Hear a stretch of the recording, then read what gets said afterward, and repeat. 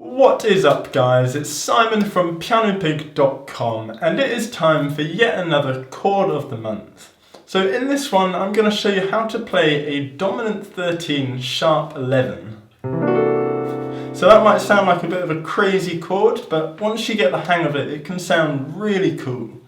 And if you enjoy this video and all the other videos I make, definitely make sure to go and check out the PianoPig Academy. And that's got hours of step-by-step courses, loads of PDF downloads, whole community and a bunch of other stuff. So go and check that out at pianopig.com.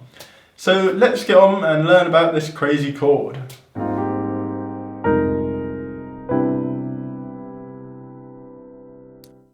So this is the chord we're going to be looking at. And it's actually fairly simple to construct. In the left hand, we've got what's very common when playing dominant chords. We've just got the root, third, and seventh, the three most important chord tones. In the right hand, we've got the 9, sharp 11, and 13th up at the top. But to be honest, although I'm aware of what these chord tones are, I never really think of them like that. I normally just think of it as a D major triad. And this is what's known as an upper structure triad, where we basically just play a simple triad on top of the main chord tones below. So this is a really good way to remember this voicing.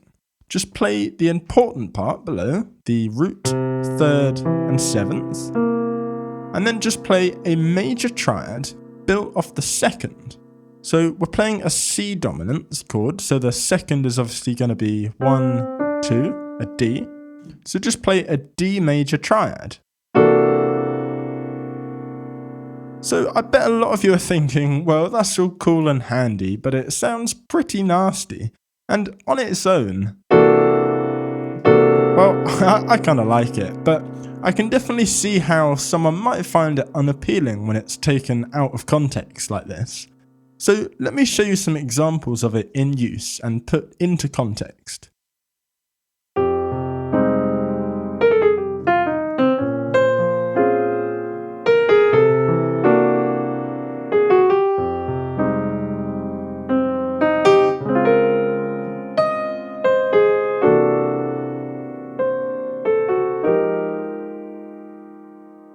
So hopefully, if you didn't like it before, I've convinced you now. And if not, I don't know, go listen to some more jazz.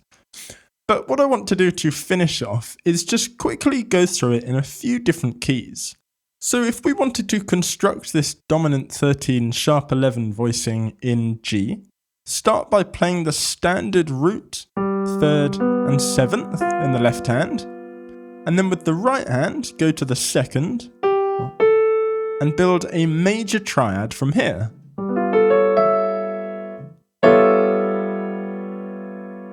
One more time in D, so play the root, third, and seventh, and then go to the second, 1, 2, and play a major triad.